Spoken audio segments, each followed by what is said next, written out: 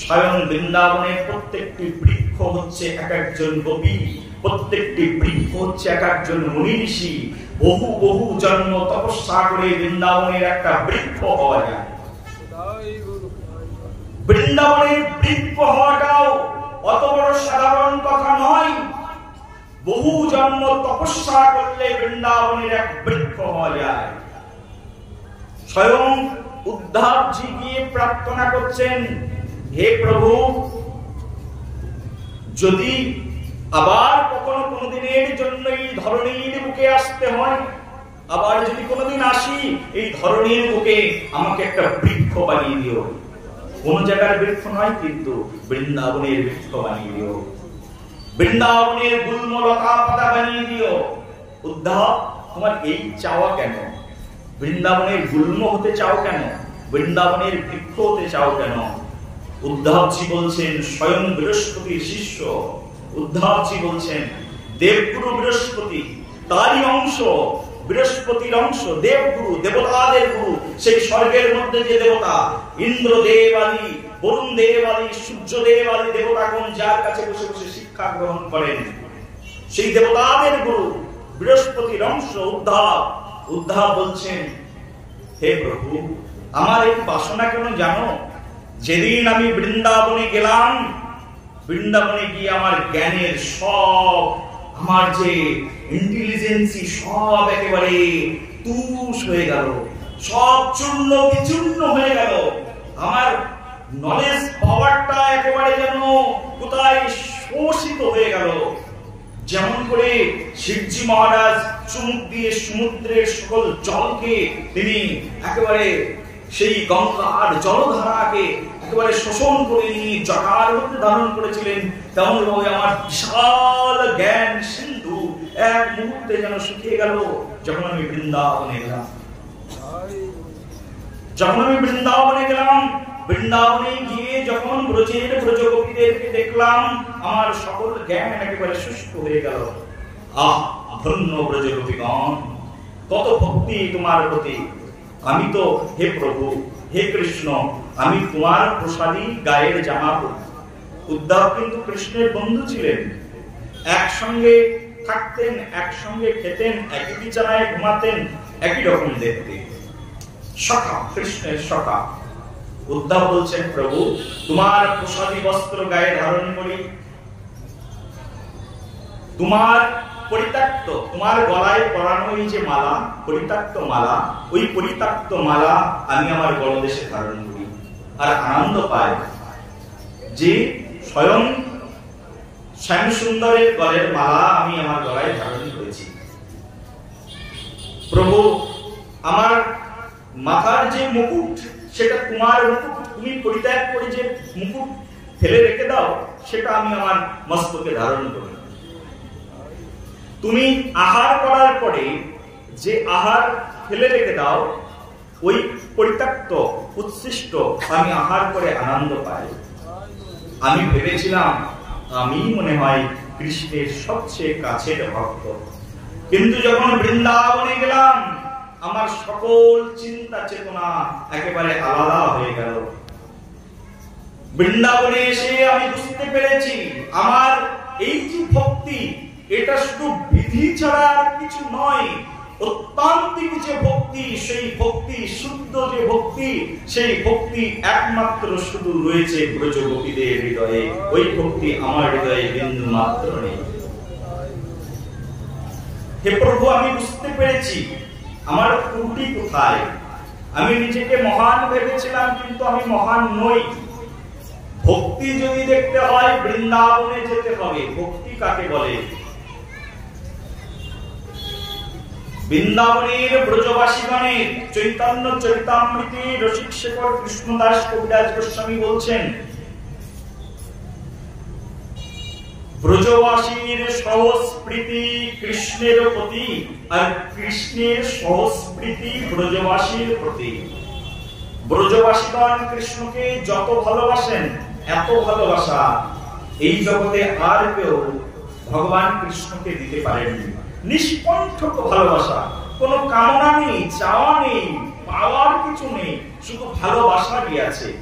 ভালোবাসা কাকে বলে, সেই ভালোবাসা যিনি বাসতে পারেন তিনি হচ্ছেন আমার ব্রজের ভক্তগণ, ব্রজ গোপীগণ। ভালোবাসার মতো ভালোবাসতে জানেন। সেই ব্রজ গোপীদের ভালোবাসা দেখে উদ্ধবজি একেবারে বিমর্ষ হয়ে পড়লেন। আহারে, কি প্রেম কৃষ্ণের প্রতি, কি ভালোবাসা কৃষ্ণের প্রতি। এমন করে ব্রজবাসীর মতো, ব্রজ গোপীদের মতো আমি কখনো কৃষ্ণকে ভালোবাসতে পারবো না। আর ভালোবাসা যদি শিখতে হয়, কৃষ্ণের প্রতি প্রেম যদি শিখতে হয়, তাহলে ব্রজ গোপীদের কাছে যেতে হবে। ব্রজ গোপীদের চরণের কিঙ্করী হতে হবে, তাহলেই প্রেম ভক্তি কি সেটা জানা যাবে। উদ্ধবের সেই বিশাল জ্ঞান রাশি একেবারে শুকিয়ে গেল। উদ্ধব বুঝতে পারলো এই জগতে একমাত্র ভালোবাসার বস্তু শুধুমাত্র কৃষ্ণকে ভালোবাসা, সেটা ব্রজ গোপীরাই জানেন। কি সেই প্রেম ব্রজ গোপীরা জানেন কৃষ্ণকে কি করে ভালোবাসতে হয়। বলি কোন নরকে যাবেন সেই ভয় নেই ব্রজ গোপীদের, কৃষ্ণের প্রতি ভালোবাসা এমন। একটা ছোট্ট এক্সাম্পল দিই বাবা। একবার নারদ মুনি বৈকুণ্ঠে গেলেন, গোলক বৃন্দাবনে গেলেন। গোলক বৃন্দাবন কিন্তু এখান থেকে অনেক দূরে। কোথায় গোলক বৃন্দাবন জানো তো? আমরা যেখানে আছি এটার নাম হচ্ছে মর্তলোক। মর্তলোকের ঊর্ধ্বে এই যে মর্তলোক, মর্তলোকের ঊর্ধ্বে হচ্ছে ভূগোলক, ভূগোলকের ঊর্ধ্বে স্বর্গলোক, তার উপরে জনলোক, তার উপরে মহলোক, তার উপরে তপলোক, তার উপরে হচ্ছে ব্রহ্মলোক। এই ব্রহ্মলোক পর্যন্ত হচ্ছে ব্রহ্মার অধীনে, তার মানে মায়া দেবীর অধীনে। এখান থেকে মানুষের এই ব্রহ্মলোক পর্যন্ত যত জীব আছে সবার মৃত্যু হয়ে যায়। তার মধ্যে পিতৃমাতৃলোক আছে। বাবা মা মৃত্যুবরণ করার পরে ওই পিতৃমাতৃলোকে গিয়ে থাকে। তোমার পিতৃপুরুষগণ এই পিতৃমাতৃলোকে আছে, পুণ্যকর্ম যারা করেছেন ওখানে বসে বসে তোমাদেরকে দেখছেন। জান্তি দেবব্রতা দেবান পিতৃন জান্তি পিতৃব্রতা ভূতানি জান্তি ভূতেজা জান্তি মজ্জাজিন যোগীমাম। ভগবদ গীতার মধ্যে ভগবান শ্রীকৃষ্ণ বলছেন পিতৃন জান্তি পিতৃব্রতা, যারা পিতামাতার উপাসনা করে তারা পিতৃলোকে চলে যায়। ভূতানি জান্তি ভূতেজা, যারা ভূত প্রেতের উপাসনা করে, যেমন আমাদের ওখানে রয়েছে একেবারে রামপুরহাটের মধ্যে, ওখানে আছে শক্তিপীঠ গুলো, অনেকে আছে ভূত প্রেতের উপাসনা করে। দক্ষিণেশ্বর, কালীঘাট, এখানে আছে কি বলেন কামাখ্যা। ভূতানি জান্তি ভূতেজা, ভূত প্রেতের উপাসকগণ ভূত প্রেতের লোকে চলে যায়।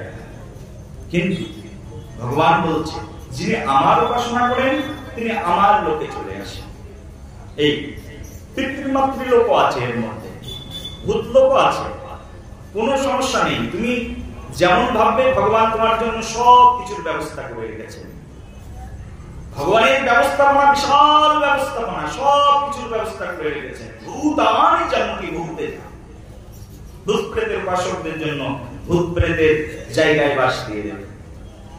সবগুলো এই ব্রহ্মলোক পর্যন্ত যত লোক আছে এই লোকে প্রত্যেকের মৃত্যু আছে। এমনকি ব্রহ্মা যিনি সৃষ্টি করেছেন ব্রহ্মারও মৃত্যু আছে, তারও মৃত্যু হয়।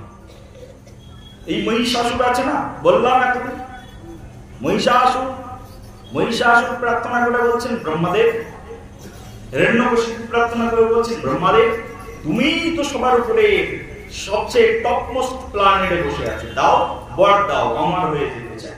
ব্রহ্মা বলছে আমি নিজেই অমর নই, তা তোদেরকে কি করে অমর করে দেব? আমারই মৃত্যু হয়, ব্রহ্মাদেবেরও মৃত্যু হয়ে যায়। এই যে ব্রহ্মলোক, ব্রহ্মলোকের উপরে রয়েছে একটা বিরজা নদী। আর ঠিক এই বিরজা নদী পার হয়ে গেলে বিরজা নদীর ঠিক কিনার দেশে ওখানে রয়েছে শিবলোক। স্বয়ং শম্ভু ওখানে অবস্থান গ্রহণ করছে। শম্ভুরও মৃত্যু হয়, কিন্তু শম্ভু নিজেকে অমর করে নিয়েছেন। ভালো করে বুঝবেন বাবা, শম্ভুরও মৃত্যু হওয়ার কথা ছিল, শঙ্করেরও, শিবজিরও, কিন্তু শঙ্কর শিব নিজেকে অমর করে নিয়েছেন। কি করে অমর করে নিয়েছেন? না অমর কথা শ্রবণ করে, এই কৃষ্ণ কথা শ্রবণ করে শিবজি অমর হয়েছেন। অমর কথা পান করে শিবজি অমর হয়েছেন। শিব তত্ত্ব আর বিশাল তত্ত্ব। শুধু শিব তত্ত্বই যদি একবার শুনবে না, তাহলে আবার 7 দিন লেগে যাবে, শিব কথা হয়ে যাবে। শিব তত্ত্ব, শিব 2 ভাগে বিভক্ত। একটা হচ্ছে জীব তত্ত্ব শিব, আর একটা হচ্ছে বিষ্ণু তত্ত্ব শিব। বিষ্ণু তত্ত্ব শিব স্বয়ং ভগবান, যিনি ভগবানের 6টি অবতারের মধ্যে একটি অবতার, নাম হচ্ছে গুণ অবতার। ব্রহ্মা, বিষ্ণু, মহেশ্বর, এই 3কে ভগবানের গুণ অবতার বলা হয়। আবার জীব তত্ত্ব শিব কিন্তু আলাদা। এই বিষ্ণু তত্ত্ব শিব আমরা প্রতিদিন পুজো করি। শিবের পূজা প্রত্যেকটি বৈষ্ণব প্রতিদিন করে। যখনই কোনো বৈষ্ণব পঞ্চতত্ত্বের উপাসনা করে, যখনই কোনো বৈষ্ণব শ্রী গৌরাঙ্গ, নিত্যানন্দ, শ্রী অদ্বৈত চন্দ্র এই শব্দ উচ্চারণ করে, ওই অদ্বৈত চন্দ্র মানে ওনার মধ্যেই রয়েছে মহাবিষ্ণু অবতার শ্রী অদ্বৈত চন্দ্র। এই শিব তত্ত্বের মধ্যেই নিহিত রয়েছে।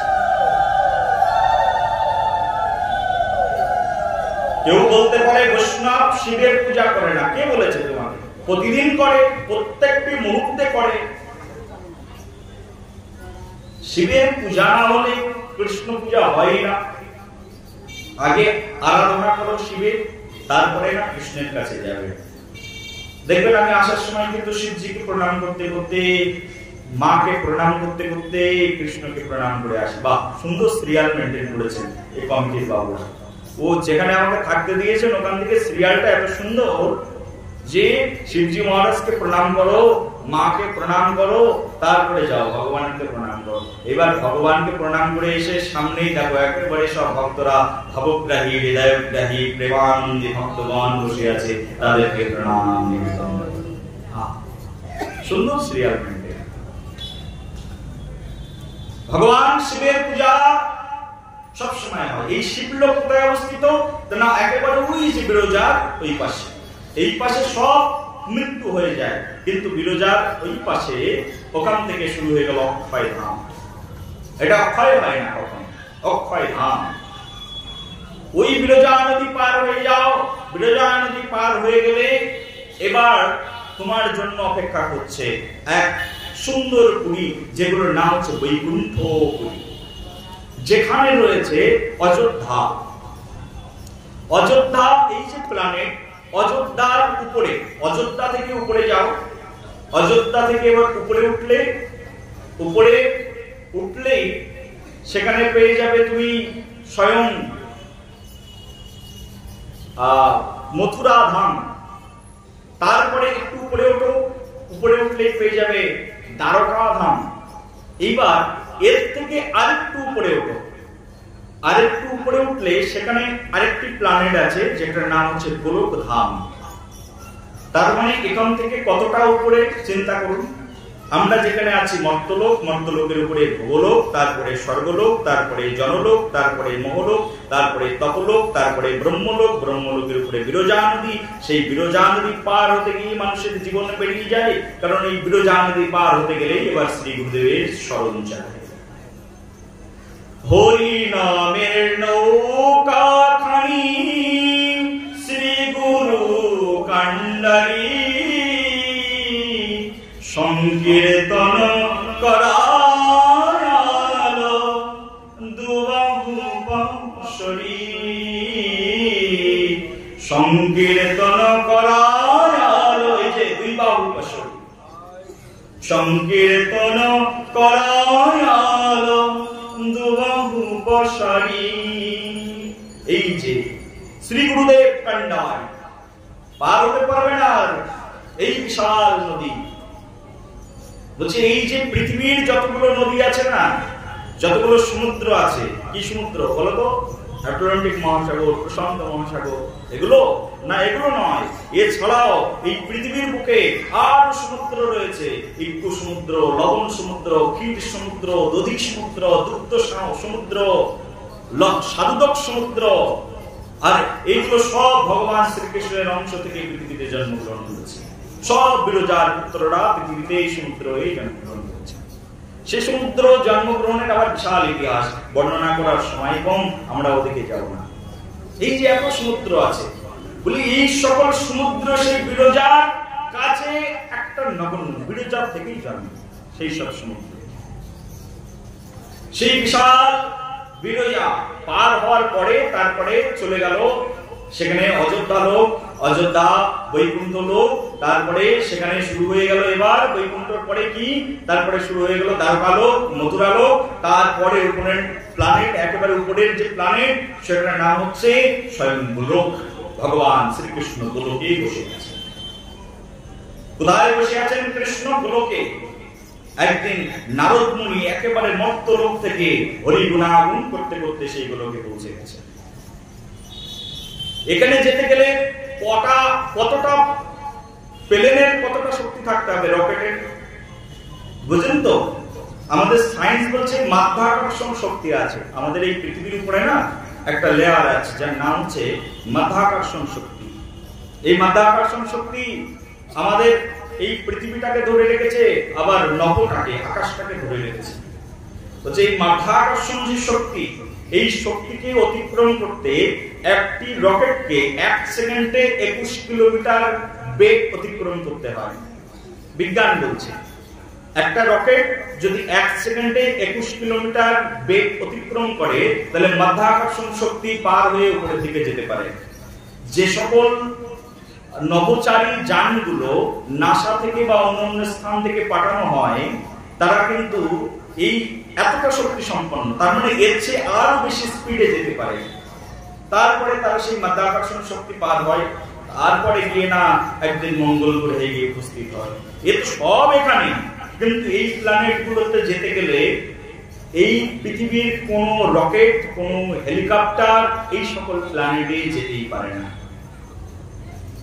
এই প্ল্যানেট গুলোতে যেতে গেলে এর পরের যে প্ল্যানেট ভূগোলক, সেখানেই মানুষ যেতে পারে না।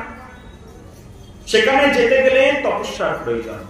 আর নারদ মুনি এমনই একজন তপস্বী ছিলেন যে এখান থেকে মনের বেগে সেকেন্ডের মধ্যে উড়ে চলে গেলেন ভগবান শ্রীকৃষ্ণচন্দ্রের চরণে।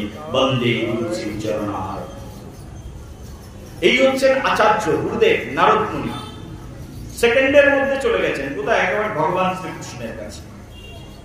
কৃষ্ণের কাছে গিয়ে দেখছেন ভগবান শ্রীকৃষ্ণ, গতদিনে বলেছিলাম না মুখে হাত দিয়ে বসে আছেন, এখনো মুখে হাত দিয়ে বসে আছেন। কারণ সমুদ্রের উপরে কত জন্ম যে মুখে হাত দিয়ে আর পা লম্বা করে বসে আছেন তার ঠিক নেই। স্বয়ং ভগবান শ্রীকৃষ্ণ মুখে হাত দিয়ে বসে আছেন। কৃষ্ণ মাথায় ময়ূর পাকা, হাতে বংশী। কৃষ্ণ গোলক বৃন্দাবনের রূপটা এইরকম, অন্যান্য জায়গায় রূপ সেখানে 4 হাত, কিন্তু গোলক বৃন্দাবনের রূপটা সেখানে দ্বিভুজ মুরলীধর। কৃষ্ণ বসে আছে। নারদ মুনি বলছে, প্রভু তুমি এত চিন্তা নিয়ে বসে আছো কেন? বলছে, নারদ কি বলবো তোমাকে, আর এই জগতে যা কিছু প্রচার করার দরকার হয় না, তো ভগবান শ্রীকৃষ্ণ বললেন আমাদের সবচেয়ে পপুলার টিভি চ্যানেল কি আছে বাবা এখানে? পপুলার টিভি চ্যানেল ওড়িয়াতে পপুলার টিভি চ্যানেল আছে কিছু? আমাদের ওখানে মানুষ খুব স্টার জলসা দেখে, আছে নাকি এরকম কিছু? যদি থাকে বলে এইসব স্টার জলসার চেয়ে আরো বড় স্টার হচ্ছে আমাদের নারদ মুনি, প্রচার করার দিক দিয়ে সর্বশ্রেষ্ঠ। এত বড় রিপোর্টার পৃথিবীতে আর কেউ নেই। আমাদের এই জগতের যতগুলো রিপোর্টার আছে না, যারা জার্নালিজম পড়ে, তাদেরকে নারদ মুনির কাছে গিয়ে প্রশিক্ষণ নিতে হবে। সেকেন্ডে এক স্থান থেকে আরেক স্থানে যাওয়ার ক্ষমতা রাখে, আর সেখানে সবকিছু ক্যামেরা করে সেখান থেকে সবকিছু হুবাহু কপি করে অন্য জায়গায় বর্ণনা করার ক্ষমতা রাখেন নারদ মুনি।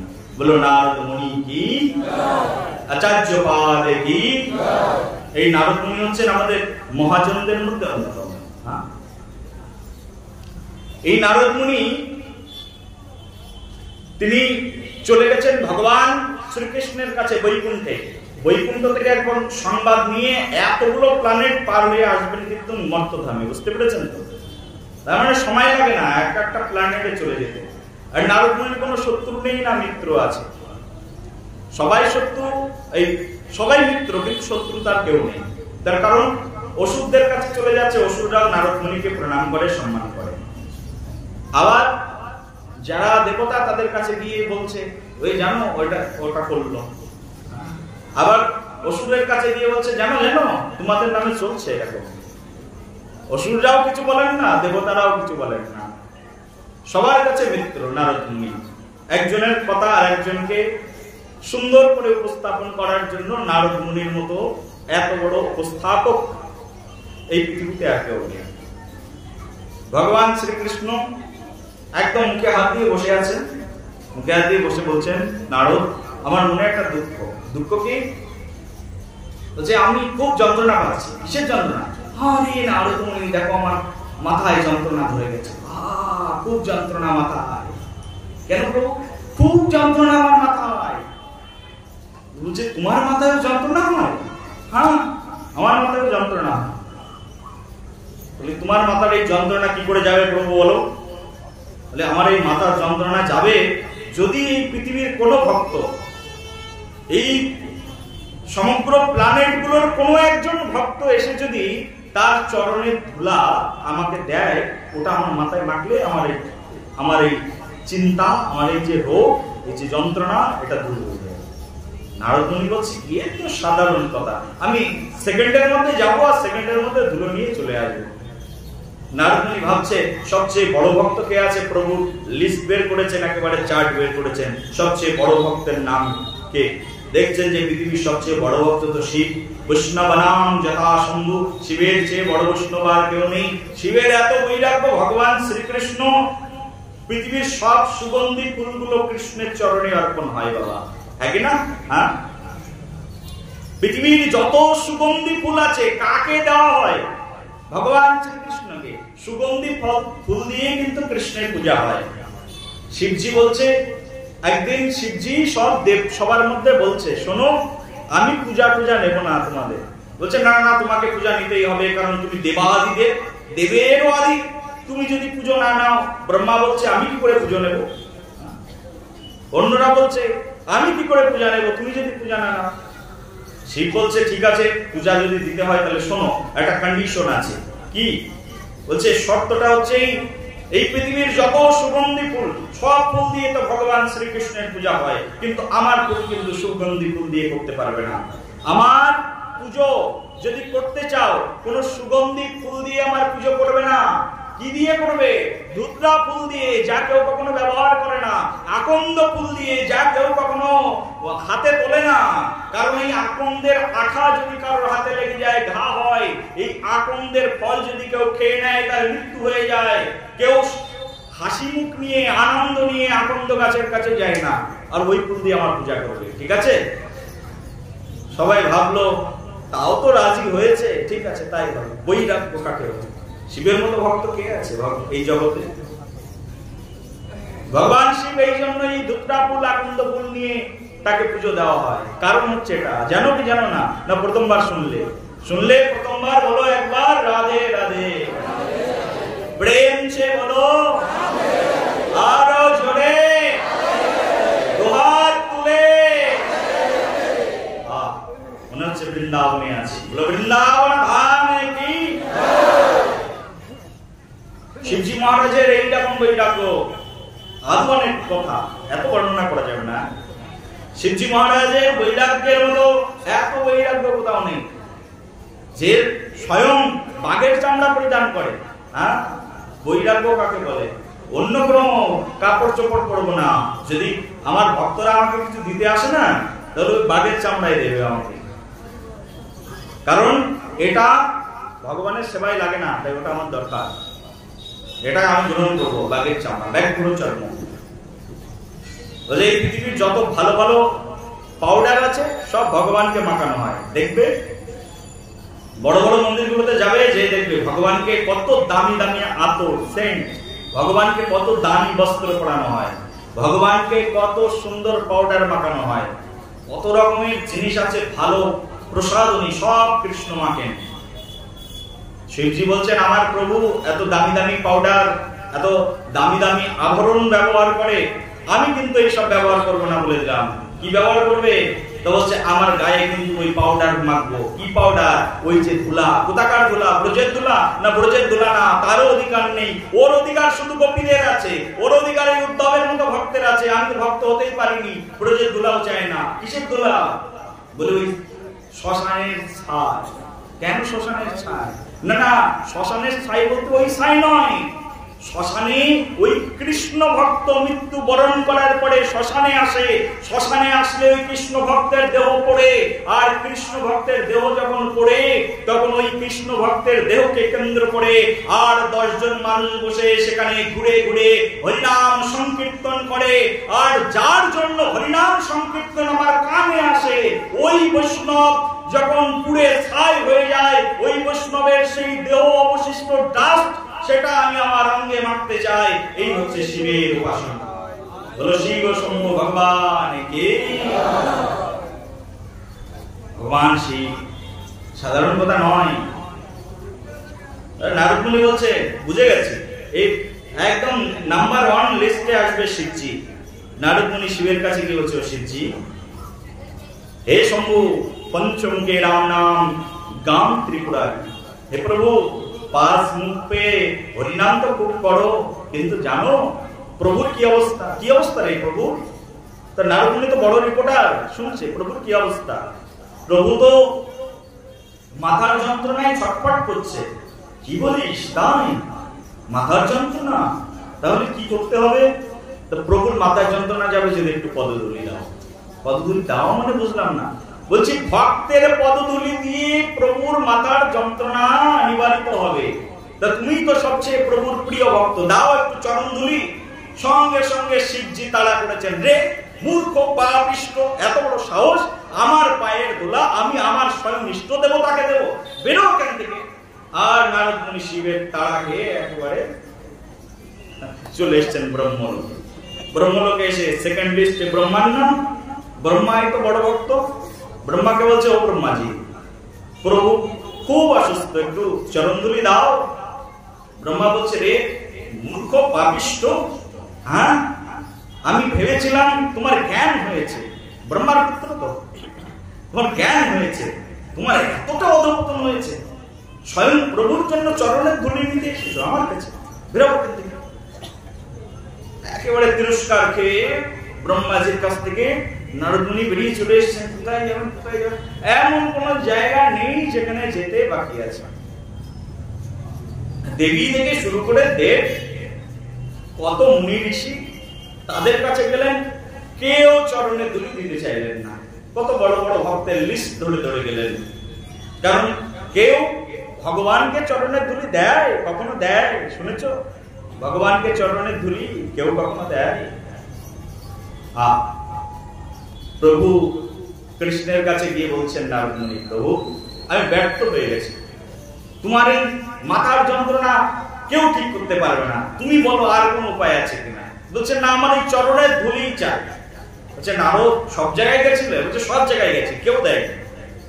বলছে মনে হচ্ছে একটা জায়গায় তুমি যাও। কোথায় প্রভু? বলে ব্রজে গেছিলে। ওহো, ব্রজের কথাটাই আমি ভুলে গেছি। নারদ মুনি ব্রজে যাননি কেন? তা ব্রজের কথাটা ভুলে গেছে, তার কারণ ওটাকে এড়িয়ে গেছে, তার কারণ এ তো আজীবন বাল ও ব্রহ্মচারী, তো বুঝতে পেরেছেন। আর ব্রজে তো সব বুঝতে পারেন তো কারা থাকে। হ্যাঁ, ব্রজের কথাটাই ভুলে গেছে, মাথা থেকে আউট হয়ে গেছে। বলে যাও একটু ব্রজে, দেখো সেখান থেকে পাও কিনা। ঠিক আছে প্রভু, ব্রজের কথা মনে করে আমাকে ধন্য করলে, যাই একটু ব্রজে। ব্রজে গিয়ে নারদ মুনি নারায়ণ নারায়ণ নারায়ণ নারায়ণ চলে এসেছেন ব্রজে। ব্রজে এসে বৃন্দাবনে, সদা বৃন্দাবনে বসতি লীলা পরিচয় জগন্নাথ স্বামী নয়ন পথগামী ভব তুমি। সদা বৃন্দাবনে বসতি লীলা পরিচয়, যার সদা বৃন্দাবনে বসতি ভগবান শ্রীকৃষ্ণ। বৃন্দাবন ছেড়ে কোনদিনের জন্য যায় না। সদা বৃন্দাবনে বসতি লীলা পরিচয়, লীলার মাধ্যম দিয়ে যার জগৎ সংসারের পরিচয়, সেই প্রভু যেখানে তার হৃদয়গ্রাহী প্রেমগ্রাহী ভক্তগণ রয়েছে, নারদ মুনি সেখানে গিয়ে উপস্থিত হয়েছেন এই ব্রজ বৃন্দাবন ধাম, এই ব্রজ গোপীদের কাছে। এই ব্রজগোপীদের কাছে গিয়ে উপস্থিত হয়েছেন। ব্রজগোপীরা নারদ মুনিকে দেখেই ছুটতে ছুটতে এসেছেন, কারণ নারদ জানে কৃষ্ণের কথা। অন্য কেউ ছুটতে ছুটতে আসেনি, যে যেখানে ছিল সেখান থেকেই ছুটতে ছুটতে এসেছেন। এই শুনেছো ও গোপী, শুনেছো নারদ এসেছে? তাই তাই কাজ ফেলে রেখে নারদের কাছে চলে এসেছে। নারদ মুনি